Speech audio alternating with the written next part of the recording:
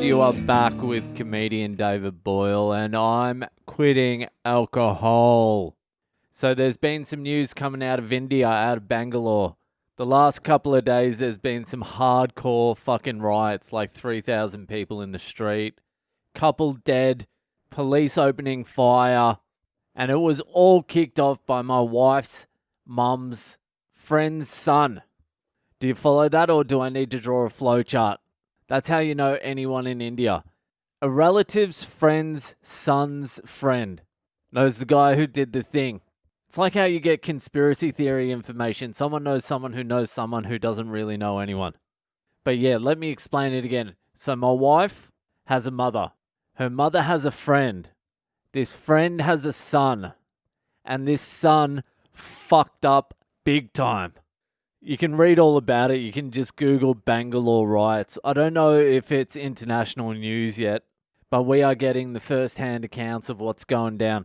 So what the backstory is, this guy, I think he's in his early 30s, has been provoking people with his far-right Hindu nationalist shit on social media quite a bit of late, apparently. And it's been ruffling a few feathers because his uncle is an MLA, a member of the Legislative Assembly. So he's a member of Parliament, his uncle. Are you staying with me? Do you follow the family tree? All right, I'll just run through it again. I have a wife. My wife has a mum. Her mum has a friend. Her friend has a brother who is a member of Parliament. And yesterday or the day before, his nephew, or my wife's mum's friend's son, posted something on social media denigrating the Prophet Muhammad. I don't know what it was. That's the only information we haven't been able to get. It has been deleted and wiped from the history books, but it was obviously something fucked up. So that went out on social media. Within like an hour, there was a 3,000 deep mob storming down the streets, tipping over cars, smashing up houses, going directly to their house with the full intent of killing this dude. So the mob gets to their house because they're a well-known family in the area. And the mum looks out the window and they're like, there's a fucking massive mob out the front. What's going on? And I guess the son's just sitting there playing PlayStation going, I don't know. Who knows what's going on? So the mob's out the front of their door. They start throwing rocks. The mum calls the police. The mum doesn't know what the fuck's going on. Other people in the building have come down to take them out of the house and take them up to the next level to sort of hide out.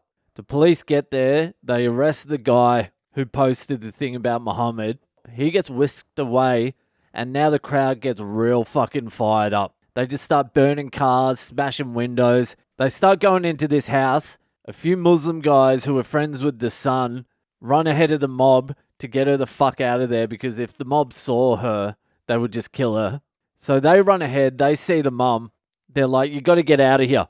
You got to get out of here now. It's fucking dangerous. Let's go, let's go, let's go.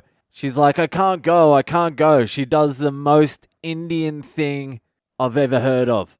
There's a crazy 3,000 deep mob hurling fucking rocks, burning cars downstairs. And she goes, I can't go. I need to go back and get my jewelry. And the Muslim guys are going, excuse me, lady, but if you go back, you're going to be dead. They're going to kill you. She's like, I can't. I need to get my jewelry. At that point, it would have been like, yeah, all right. Please go back and get your earrings.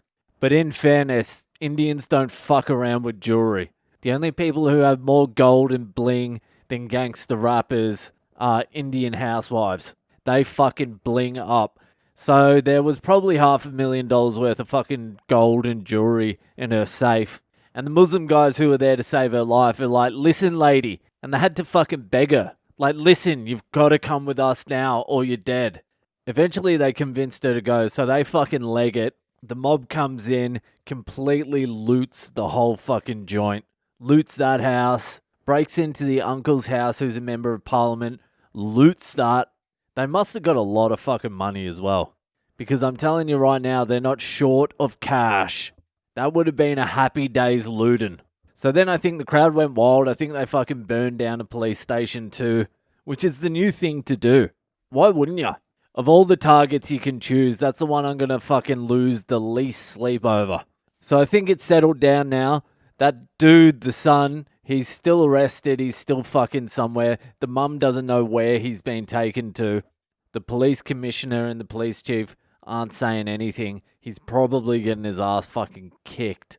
His uncle, who's the member of parliament, has completely disowned the son and his mum now. That whole side of the family's disowned the mother and the son because the uncle, who's the member of parliament, he's a part of a party called Congress. The Congress. It's a party name. It's not the actual Congress.